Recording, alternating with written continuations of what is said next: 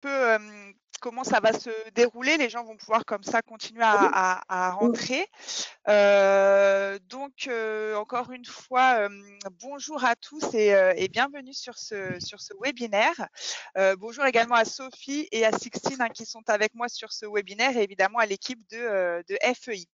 Alors moi, je m'appelle Marjolaine Bégoin, je travaille donc au service commercial de Clé International et je suis ravie d'accompagner Sophie Quinchamp sur ce webinaire aujourd'hui. Webinaire donc organisé en collaboration avec Clé International et FEI dans le cadre du Belk d'hiver. Donc pour vous donner encore une fois quelques petites infos, la présentation va durer entre 40 et 45 minutes. Moi, je serai du coup sur le chat, alors pas forcément sur le chat, mais plutôt questions, puisqu'apparemment, c'est plutôt là qu'on arrive à voir vos commentaires. Et je serai accompagnée de ma collègue Sixtine. Du coup, on va tenter de répondre, évidemment, dans la mesure du possible, au fur et à mesure à vos questions. Et si nous n'avons pas les réponses, ne vous inquiétez pas, on gardera toutes vos questions précieusement pour pouvoir les poser à Sophie à la fin de cette présentation, puisqu'on a gardé entre 10 et 15 minutes à la fin pour pouvoir justement partager vos questions et pour que Sophie puisse y répondre. Alors, assez parlé pour ma part. Je vais donc laisser la parole à Sophie de ce pas. Bon webinaire à tous et à tout à l'heure. Sophie, c'est à vous. Merci beaucoup Marjolaine, merci beaucoup Sixtine. Bonjour à tous. Je me présente, je suis Sophie Quinchamp, je suis lectrice de français à l'université Sorbonne à Abu Dhabi. Et je me réjouis de vous retrouver aujourd'hui pour parler du concept de la classe élargie et de l'impact de cette notion dans notre relation avec nos apprenants. Alors, c'est vrai que cette notion, quand on m'a proposé cette intervention, c'est une notion qui m'intéressait beaucoup parce que c'est vrai que ces dernières années, notre métier a connu, je dirais, beaucoup de révolutions, beaucoup de changements, beaucoup de modifications. Et donc, cette notion de classe élargie, elle permet de revisiter finalement toutes je dirais les nouveautés, les innovations qu'on a pu apporter dans le cadre de nos pratiques pédagogiques, en faisant en grande partie aussi référence à tous les outils numériques qui ont été développés et qui permettent de plus en plus, c'était déjà le cas, mais de plus en plus de mettre l'apprenant au cœur de son parcours d'apprentissage. Alors, pourquoi cette notion me plaît aussi beaucoup? Parce que j'ai l'impression que c'est comme une manière finalement de faire le bilan, comme je le disais, de tous les concepts qu'on a vu émerger ces dernières années. Des concepts qui font donc à la fois, comme le propose l'intitulé de ce webinaire, qui font donc à la fois, je dirais, qui renvoient à la fois à la relation entre l'enseignant et l'apprenant, d'une part, et puis d'autre part, qui nous invitent aussi à nous interroger sur le rapport de l'apprenant avec ses apprentissages. Donc pour moi, il y a ces deux aspects-là qui rentrent en ligne de compte quand on parle de la classe élargie ou de l'apprentissage ubiquitaire. On va revenir sur cette notion tout à l'heure, parce que vous allez voir que on peut aussi avoir recours à différents adjectifs ou qualificatifs qui sont synonymes et qui renvoient à cette même réalité. Donc, parmi les différentes réalités justement que peut recouvrir cette classe élargie, moi j'avais pensé donc à la notion de cours ou de classe virtuelle. On a aussi beaucoup entendu parler de cours ou de classe hybride, du travail en autonomie ou en semi-autonomie de nos apprenants, de sessions qui peuvent être organisées en format commodal, de cours, je dirais, estampillés comme étant des cours en présentiel enrichi. Donc, déjà, toutes ces notions, comme je le disais tout à l'heure, ça invite à revoir ou en tout cas interroger la relation qu'entretient l'enseignant avec ses apprenants, avec son groupe classe. Et puis, à côté de ça, comme je le disais, des notions aussi et des qualificatifs qui renvoient cette fois-ci au rapport entre l'apprenant et ses apprentissages. On a développé le concept de la classe inversée, le concept des cours synchrones, des cours asynchrones, et donc cette notion de classe élargie qui vient finalement englober ces différents aspects. Alors, si j'avance un petit peu sur ma présentation, hop, je vous propose aussi ce schéma que je vais pouvoir agrandir, voilà, que l'on voit ici, parce que donc dans un second temps, cette notion de classe élargie, je pense aussi qu'elle qu'elle invite à nous interroger sur 2 critères pour comprendre comment elle se met en œuvre et comment on peut l'envisager. Donc, on voit qu'il y a deux critères sur ce schéma. D'un côté, celui qui concerne le niveau d'intégration à l'environnement, voilà, ici de haut en bas, et puis ici le niveau de mobilité. Donc, comment en tout cas les outils que suppose la classe élargie sont intégrés donc à ces 2 échelles.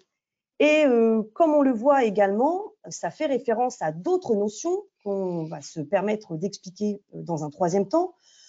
Donc, on nous parle d'apprentissage pervasif, d'apprentissage mobile, ubiquitaire, comme je le disais tout à l'heure, et puis l'apprentissage assisté par ordinateur de bureau, donc tout ce qui va faire référence aux outils numériques que l'on va pouvoir utiliser. Donc, comme je le disais, beaucoup de réalités qui sont présentes à travers cette notion. Et comme ça englobe une terminologie et des définitions assez diverses, j'avais envie justement qu'on les passe en revue pour essayer de mieux comprendre finalement comment aussi, hop, je vais mettre ça comme ça, comment elles se recoupent les unes les autres. Alors, si on prend l'adjectif ubiquitaire en lui-même, donc qui vient du latin ubique, et ça a donné naissance aussi à une notion anglaise, le U-learning.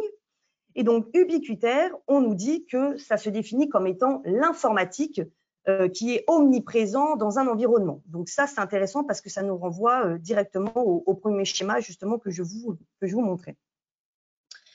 Cette notion de classe élargie, donc vous allez voir encore une fois que les notions se recoupent, elle se définit aussi comme étant une conception d'un enseignement ou d'un apprentissage omniprésent, donc omniprésent, qui est présent en tout lieu, dont la présence est continuelle.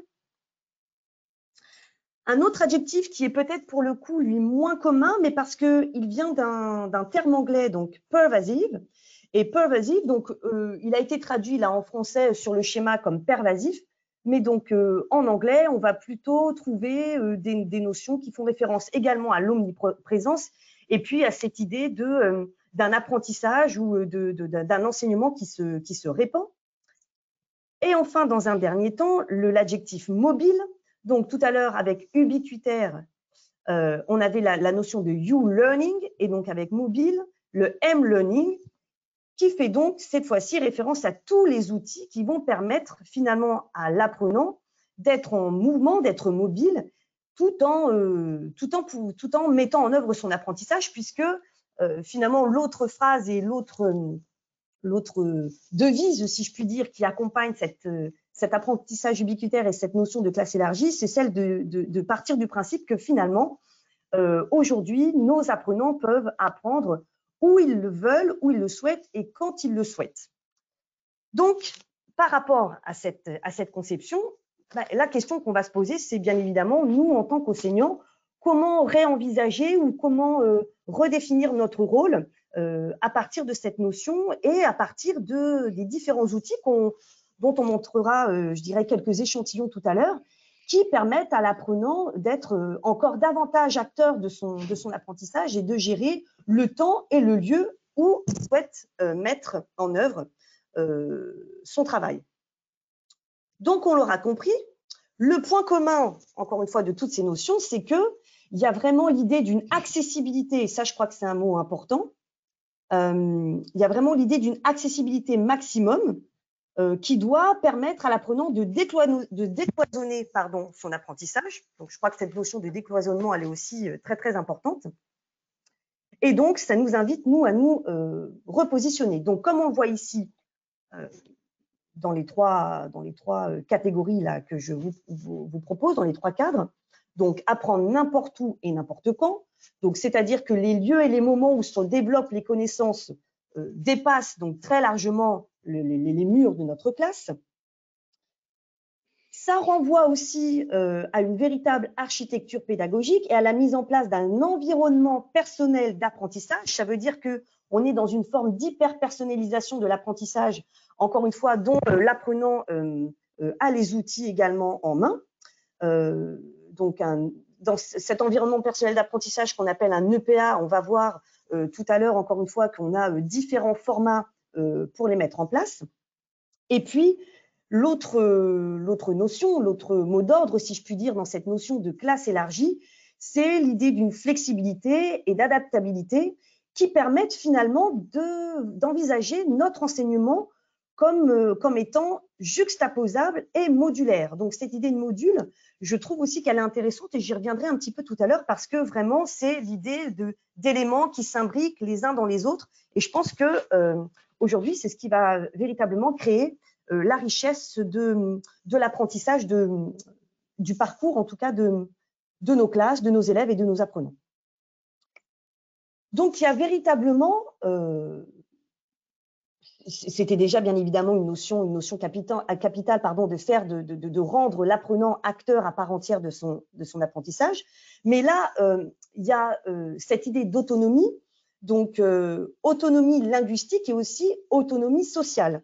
Donc, il y a un parcours qui se met véritablement en place et qui nous rappelle ou qui peut nous renvoyer à une notion qui a été développée par un concept qui a été développé par un universitaire du nom de Philippe Carré.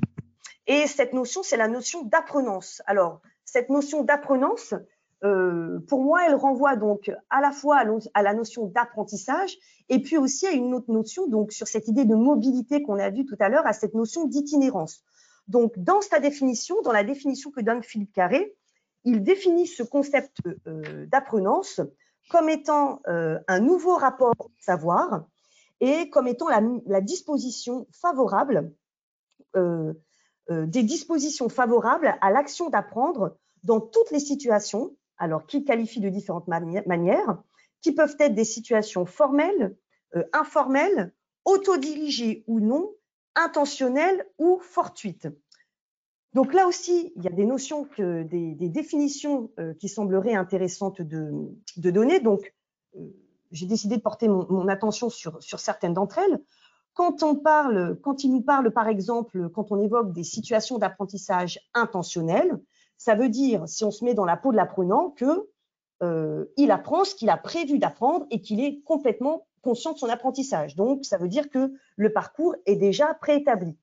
En revanche, quand on va parler de situations fortuites ou de situations incidentes, ça veut dire que l'apprenant est toujours bien évidemment conscient de son apprentissage, mais que, je dirais, son parcours va au-delà de ce qui était prévu ou de ce qui était établi et que les circonstances lui permettent d'élargir, pour reprendre l'intitulé de notre webinaire, va lui permettre d'élargir son parcours et d'aller explorer des champs d'apprentissage qu'il n'avait pas nécessairement prévus dans un premier temps. Donc, on le voit bien, et je le disais tout à l'heure, cette notion d'apprentissage ubiquitaire ou de classe élargie, elle est véritablement donc liée à la question de l'autonomie. Et justement, il va être intéressant dans un second temps, toujours en s'appuyant aussi sur cette notion d'apprenance, de voir quels sont les outils qui vont pouvoir aider à la mise en œuvre de cette autonomie.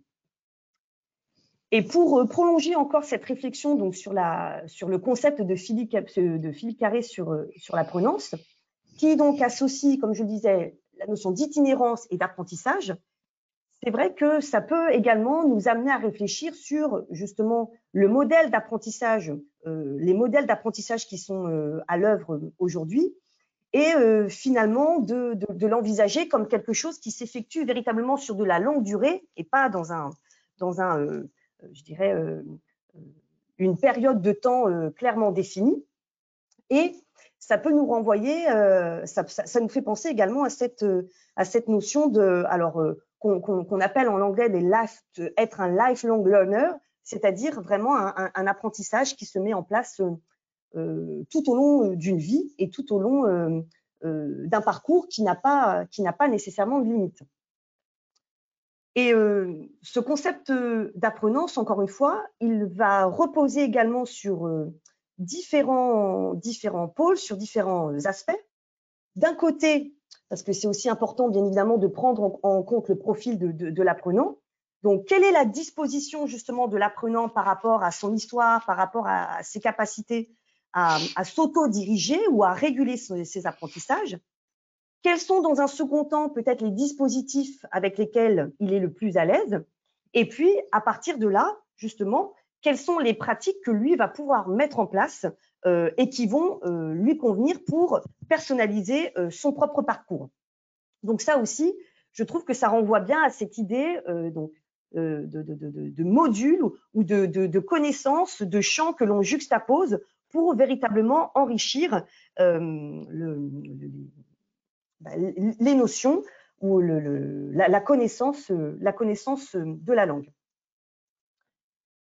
Donc, pour faire un premier, je dirais un premier bilan intermédiaire sur ce concept de l'ubiquité dans l'apprentissage, on a donc dit l'idée d'un apprentissage mobile grâce à un environnement numérique qui est mis à la disposition de l'apprenant ou qui est celui qui l'a choisi. Un enseignant, on va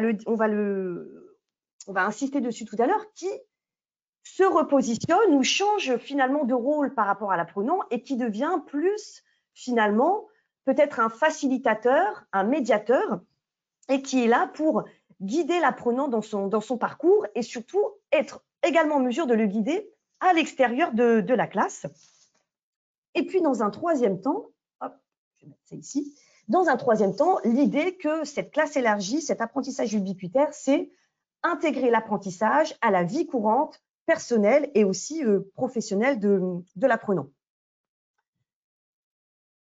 Donc, je le disais, tout ça sous-entend bien évidemment, je dirais, du matériel, un équipement que l'apprenant va pouvoir s'approprier et du matériel et des équipements numériques qui vont aussi, je dirais, avoir de l'importance en ce qui concerne, bien évidemment, la motivation, parce que l'objectif de cet apprentissage ubiquitaire ou de cette classe élargie, c'est toujours de veiller aussi à ce que l'apprenant soit motivé sur l'ensemble de son parcours, d'où l'importance du rôle de l'enseignant de veiller à ce que cette motivation reste la même, y compris à l'extérieur de la classe.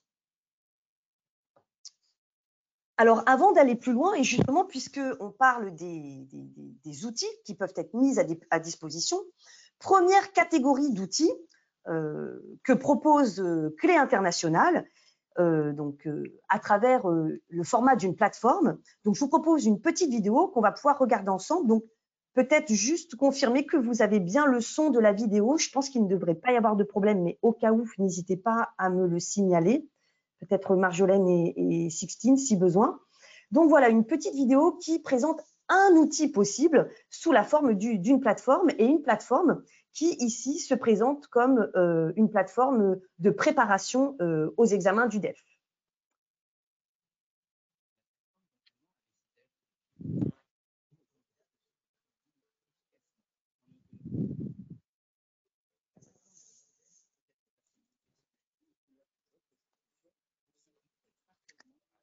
Sophie, je crois qu'il n'y a pas de son. Alors là, il n'y a pas de son. Bon, alors s'il n'y a pas de son, ouais, bah tant pis. On va passer la vidéo alors, ouais, parce que je ne sais pas. Sinon, peut-être tu peux mettre les sous-titres les sous-titres automatiques sur YouTube, comme ça, on aura au moins la là, en fait, transcription. Ouais, comme la vidéo, elle est insérée à l'écran, est-ce que ça va marcher? Ah oui. Sûr. Ouais, c'est pas sûr que ça marche. Sinon, je vais mettre le lien de la vidéo dans le chat parce que je crois que le chat, les gens ne peuvent pas interagir, mais j'ai l'impression que voient mes messages, donc je vais le mettre dans le chat comme ça. D'accord, ok. D'accord, si tu as le lien ou sinon je te le retransfère tout à l'heure, on pourra le remettre dans le chat. Ouais, très bien, pas de problème. Merci beaucoup. Donc, sur les outils numériques, comme je le disais, donc l'enseignant devient donc un facilitateur, un médiateur, et donc ces supports numériques sont aussi là pour aider à la remédiation, au feedback ou à la rétroaction nécessaire aux apprenants pour qu'ils progressent et pour qu'ils soient à même de développer les compétences d'expression écrite, orale, compréhension écrite et compréhension orale qui sont celles que l'on travaille dans le cadre de l'apprentissage d'une langue. Donc, L'avantage de ces plateformes et de ces outils, c'est que, bien évidemment, ils proposent et ils mettent en place de nombreuses fonctionnalités qui permettent d'individualiser le parcours et qui va donc permettre à l'apprenant, là aussi, d'être finalement en contrôle total de son travail. Ce qui joue aussi, bien évidemment, sur la motivation, et donc on a des outils sur mesure et taillés pour le parcours de l'apprenant. Et on l'a dit, c'est d'autant plus important quand on est dans le cadre de la préparation d'un examen. Alors, premier exemple, donc une plateforme, et deuxième exemple que Clé International propose, c'est aussi ce qui va concerner le Blink Learning. Donc, le Blink Learning, ça se présente sous la forme d'une seule application. Ça permet donc un suivi personnalisé qui met en œuvre donc un accompagnement technique, disciplinaire et méthodologique, dans lequel, bien évidemment, l'enseignant va aussi avoir un rôle très important. Et puis, c'est surtout, là encore une fois, dans le concept dans cette vision d'apprentissage ubiquitaire et de classe élargie, mais c'est surtout que ce sont des outils qui s'adaptent au rythme de l'apprenant. Et pour lui, la possibilité, encore une fois, pour reprendre l'expression, de travailler où il veut, quand il le souhaite, et pour l'enseignant, d'avoir également une vision en temps réel des progrès réalisés. Donc, ce Blink Learning, ça appartient à la catégorie qu'on appelle la catégorie des Learning Management Systems, donc les LMS en anglais, ou en français qu'on appelle encore les systèmes de gestion des apprentissages. Et Clé International, outre le Blink Learning, propose aussi deux autres types de supports. D'un côté, des espaces digitaux, et puis d'un autre côté aussi, l'accessibilité des ressources sur bibliomanuel. Donc là, je vais vous montrer rapidement justement comment, en tout cas, ces outils permettent donc d'illustrer ce dont je parle concernant le suivi personnalisé, la mobilité, le fait d'avoir des apprenants qui peuvent travailler à leur rythme. Donc, vous voyez que ici, donc, par exemple, là, on va avoir accès à tout ce qui concerne la méthode Odyssée. Donc, vous avez la possibilité de créer des groupes et surtout, on le voit ici, pour le suivi des élèves. Hop, si je le montre ici, voilà. Pour le suivi des élèves, on a des rapports aussi qui sont mis en œuvre et qui permettent… Alors, ça charge. Voilà. Par exemple, donc ça, je devrais avoir un exemple qui apparaît. Hop. Donc, qui permet, est-ce que ça apparaît? Non, ça n'apparaît pas, c'est pas grave. Qui permet de voir le pourcentage de réussite, le nombre d'erreurs effectuées, les tentatives effectuées par les apprenants. Donc, outil bien évidemment extrêmement utile, non seulement pour l'apprenant, mais aussi pour l'enseignant, pour assurer une vision en temps réel, comme on le disait. Donc, ces systèmes de LMS ou de gestion des apprentissages, je dirais qu'ils reposent sur 5 fonctions fondamentales. Leur objectif, c'est d'organiser, d'informer, de collaborer, bien évidemment, avec l'apprenant, et on l'a compris, donc de collaborer au-delà des murs de la classe, d'accompagner et aussi d'aider les apprenants dans leur production et de soumettre leur travail. Donc, véritablement, j'ai parlé donc de l'enseignant vu comme un facilitateur, l'enseignant vu comme un modérateur. Il y a d'autres expressions qui sont utilisées parfois. On peut aussi considérer donc l'enseignant comme un tuteur ou comme aussi un télétuteur quand on a l'occasion de travailler à distance. Mais dans tous les cas, ce qu'il est important de retenir, c'est qu'il conserve son rôle dans la mise en route des actions de formation, bien évidemment, puisque même si le travail se met en place à l'extérieur des murs de la classe, bien évidemment, le rôle reste le même quant à la mise en place des consignes, à l'explication des consignes. D'ailleurs, on ne l'a pas montré, mais sur ces systèmes, vous avez également donc, des systèmes de messagerie, de chat qui permettent de communiquer avec les apprenants. Le rôle également d'accompagnement technique, s'il y a des difficultés, et puis, comme on l'a vu, accompagnement disciplinaire, méthodologique et d'autorégulation et d'évaluation aussi. Donc, ça veut dire que à travers ce concept, si je retrouve ma présentation ici, hop, voilà. Il y a donc une distance qui est créée il y a une distance qui est présente entre l'apprenant et l'enseignant, mais que ces outils permettent de réduire pour finalement poursuivre l'apprentissage mis en œuvre. Alors, pour donner d'autres exemples des outils utilisés, et je vous parlais tout à l'heure justement des espaces digitaux. Donc là, par exemple, on a la méthode Macaron, hop, qui est utilisée donc pour les enfants.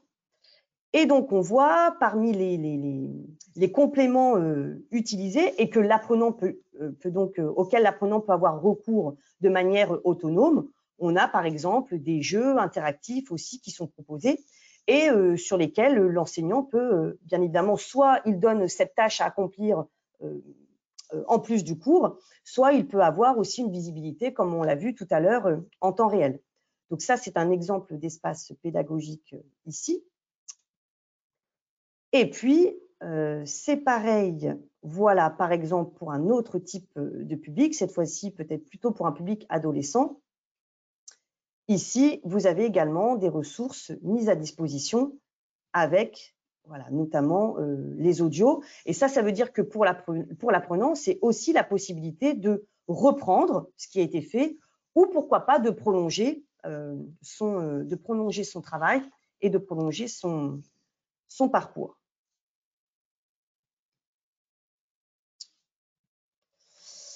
Donc, en résumé, cet apprentissage ubiquitaire ou cette classe élargie, on voit qu'on a différentes catégories d'outils qui sont récapitulées ici. Donc, qu'il s'agisse de la version numérique des livres, qu'il s'agisse des ressources pédagogiques ou des espaces digitaux, des plateformes donc, qui vont permettre, comme je le disais, à l'enseignant de maintenir à distance le travail et le suivi de ses apprenants, ou encore des systèmes de gestion des apprentissages. Tout ça, ça montre bien que ce concept d'apprentissage ubiquitaire, ça requiert aussi pour nous une forme d'habileté, bien évidemment, liée à de l'ingénierie pédagogique, ce qui est exigeant et qui demande donc que l'on se repositionne, comme je le disais tout à l'heure, et qu'on réenvisage notre rôle et notre relation par rapport à l'apprenant qui, lui, devient de plus en plus autonome et de plus en plus libre de gérer, en tout cas dans la gestion de son travail et de son parcours. Donc, je pense qu'on peut véritablement, pour conclure, insister sur cette vision de l'enseignant facilitateur, médiateur, et finalement de souligner aussi l'importance finalement d'associer ces deux, je dirais, les deux formats dont on parlait, c'est-à-dire le cours tel qu'il se présente pour nous en classe, avec aussi des outils variés, et puis tous les outils qui sont mis à la disposition de l'apprenant en dehors des murs de la classe. Et je pense que c'est la combinaison de ces différents aspects qui permet de faire avancer la recherche dans l'innovation pédagogique, et c'est ce qui nous a permis aussi de profiter aussi de toutes ces innovations ces dernières années. Voilà. Je vous remercie de votre attention, et donc s'il y a des questions ou des remarques, bien, elles sont les bienvenues. Merci beaucoup, Sophie, pour toutes ces informations partagées. Alors oui, du coup, je remonte un petit peu le fil du chat et il y a effectivement des remarques, questions. La première que j'ai notée, c'est dans cette envie d'élargir ses connaissances, n'y a-t-il pas une dispersion justement des savoirs qui ne favorise en rien, sans doute, le but de l'apprentissage? Question de Pascal. Alors, oui, peut-être que dans cette notion d'élargissement, oui, il faut quand même veiller, c'est ce que j'essayais de dire, il faut quand même veiller à ce que les objectifs restent clairs pour l'apprenant. Mais bon, je pense qu'à partir du moment où il a les outils en main, et comme je le disais tout à l'heure, le rôle de l'enseignant, le rôle de l'apprenant, il reste très important dans la prise en main de ces outils divers. Donc, peut-être comme le dit cette personne, notre rôle aussi, c'est de veiller à ce qu'il n'y ait pas cette dispersion, et que on veille toujours, quand on retrouve aussi nos apprenants en classe, à s'assurer que le lien entre peut-être les temps d'apprentissage qui sont extérieurs et les temps d'apprentissage qui sont les nôtres avec eux quand ils sont face à nous reste toujours, je dirais, liés et combinés. Merci Sophie. Alors j'étais en train de repérer une autre question. Cette question, oui, c'est Mohamed qui nous la pose. Dans quelle mesure l'apprentissage ubiquitaire peut-il améliorer l'éducation des élèves du primaire, y compris ceux moins familiarisés avec les technologies? Quelles stratégies pratiques peuvent faciliter la mise en œuvre d'une classe élargie pour ces élèves? Alors, moi, j'ai l'impression, c'est intéressant de poser la question sur les élèves du primaire parce que, moi, je le vois ici à Abu Dhabi, dans les classes, il y a de plus en plus d'outils numériques qui sont déjà mis à la disposition des élèves. Il n'est pas rare de voir ce qu'on appelle des classes connectées, c'est-à-dire des classes qui sont entièrement équipées d'iPad, mises à disposition des élèves, avec peut-être, pour reprendre la notion de la crainte de la dispersion qui était évoquée tout à l'heure là dans la précédente question, avec des outils de gestion de ces tablettes, de ces outils qui doivent aider à l'utilisation à leur utilisation dans le cadre de la classe. Et je dirais que pour des élèves de primaire, il faut aussi, comme je le disais, donc s'assurer que ces outils restent sous contrôle et peut-être choisir les applications aussi les plus adaptées. Peut-être ne pas mettre trop d'outils en même temps, mais en cibler peut-être un ou deux et les travailler aussi avec eux en classe, peut-être les pratiquer en classe pour être sûr que à l'extérieur, ils puissent les utiliser de manière adaptée, je dirais. Mais peut-être que plus tôt on commence, finalement, plus tôt on les sensibilise et plus, je dirais, plus l'usage et l'utilisation sera fait de manière pertinente. Ça peut être intéressant aussi de sensibiliser les sensibiliser au plus jeune âge. Moi, j'avais noté une question. Pardon, je t'ai coupé. Non, vas-y. J'allais te demander. C'était, n'y a-t-il pas de mots pour Blink Learning en français? Alors, pour moi, Blink Learning, ça fait partie, c'est ce qu'on disait de LMS, donc le Learning Management System. Alors, s'il existe en français, là, je ne le connais pas, mais pour moi, même en français, on utilise Blink Learning. On a tendance parfois à utiliser des expressions. Non, on a tendance à utiliser.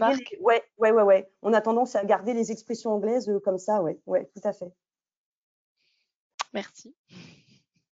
Alors, attendez. Oula, ça défile. J'avais quelles stratégies pratiques peuvent faciliter la mise en œuvre d'une classe élargie pour ces élèves? Une stratégie pratique? Ouais, quelle stratégie pratique au pluriel? Peut-être, encore une fois, je pense que c'est lié aux deux précédentes questions. Stratégie pratique, c'est-à-dire que, après, l'idée, c'est que je pense aussi que dans ce concept, il y a quand même l'idée d'une forme de liberté de l'apprenant. Mais si vraiment on entend la classe élargie comme la volonté de suivre le travail de l'apprenant même à l'extérieur de la classe, ça veut dire que nous, en classe, il faut qu'on ait, je dirais, jalonné le parcours et que les exercices ou les activités qui doivent être faites soient clairement délimités pour éviter la dispersion aussi dont on parlait tout à l'heure. Mais après, sur le principe, normalement, c'est l'apprenant qui est libre à tout moment et quand il veut de revenir sur ses ressources. Mais si on veut vraiment développer le côté pratique, ça veut dire que nous, dans la préparation de notre séquence ou de notre unité, on a prévu telle activité d'expression ou de compréhension qui peuvent être faites à l'extérieur de la classe et après, libre à l'apprenant d'y revenir selon les consignes données.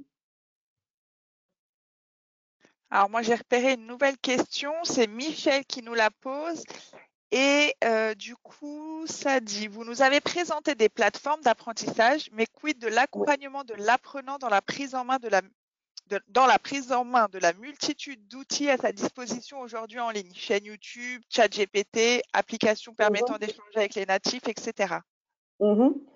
Alors, ça, je crois que c'est vraiment ça peut-être que ça dépasse même le champ, c'est de l'éducation en fait aux médias. Donc là aussi, je suis pas sûre qu'on puisse empêcher les apprenants d'aller par eux-mêmes regarder les vidéos, etc., des vidéos complémentaires. Excusez-moi, la question c'était la question de Michel. Je sais pas. Ah mince, attends, je suis repartie sur. Vous nous avez présenté des plateformes d'apprentissage, mais quid de l'accompagnement dans la prise en main? Alors, sur les plateformes, je ne l'ai pas montré tout à l'heure, mais sur Bibliomanuel, puisque je disais aussi que ces outils numériques, pour nous, ils étaient bien évidemment intéressants.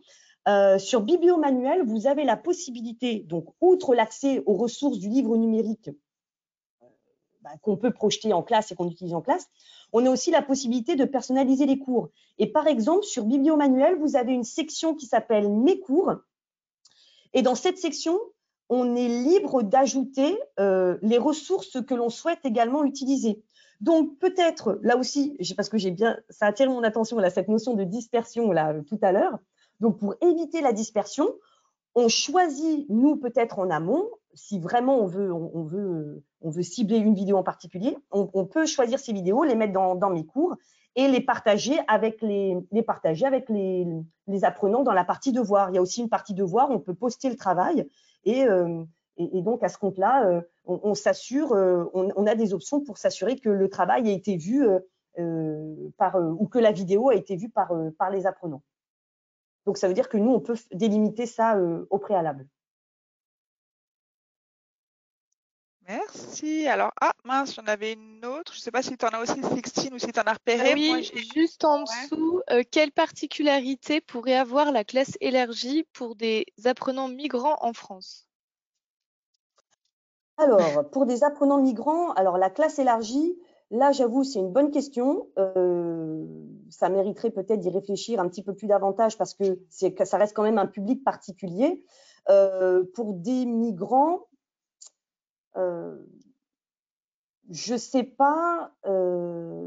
Ouais, parce qu'il y a quand même d'autres questions qui sont soulevées dans ce contexte. Donc là, je sais pas. Il faudrait que peut-être j'y réfléchisse davantage, ou peut-être que je poste si c'est possible, une réponse ultérieurement, si c'est possible. Je pense que c'est faisable, effectivement. Sixtine, est-ce que du coup, j'étais en train de répondre à d'autres questions sur le chat? Il y en a beaucoup, beaucoup. Ouais, ça défile. Je vois plus. Oui.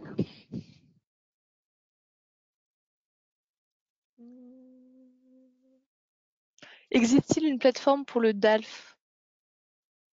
Alors là, la plateforme qu'on a vue, c'est pour le DELF. Je pense qu'elle est aussi pour le DALF, oui. Alors pour l'instant, parce que du coup, je peux répondre à cette question, la plateforme ABCDELF est disponible pour le A2, le B1 et le B2. Une version DALF sera effectivement disponible, mais pas pour le moment. Ce sera plutôt, à mon avis, pour l'année prochaine. Ouais. Donc pour le moment, c'est A2, B1, B2. Quelle méthode clé recommanderez-vous aux enfants ados de 10-14 ans? J'ai utilisé Trompette et Macaron avec des enfants de 11 à 12 ans et je me rends compte qu'ils sont parfois ennuyés. Cette méthode #la classe que vous avez montrée serait-elle adéquate? Alors, la classe, faudrait que alors, si je reprends sur La Alors, classe, j'avais je pense que répondu c'est pour pour le un coup. public.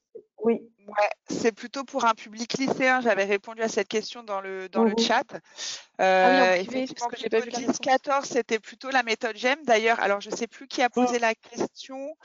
Tac, Gabriella. tac, tac. Gabriella. Gabriella. Alors, dans le chat, j'ai effectivement mis un lien. 10-14 ans, c'est plutôt GEM. Donc, j'ai mis un lien vers la collection GEM. Et hashtag la classe, on est plutôt sur des lycéens, donc des élèves plutôt entre 15 et 18 ans. Mhm. On voit pas la réponse. Peut-être que tu l'as envoyé Ah en bon? privé. Ouais. Ah, Soit tu l'as peut-être. envoyé en privé, soit.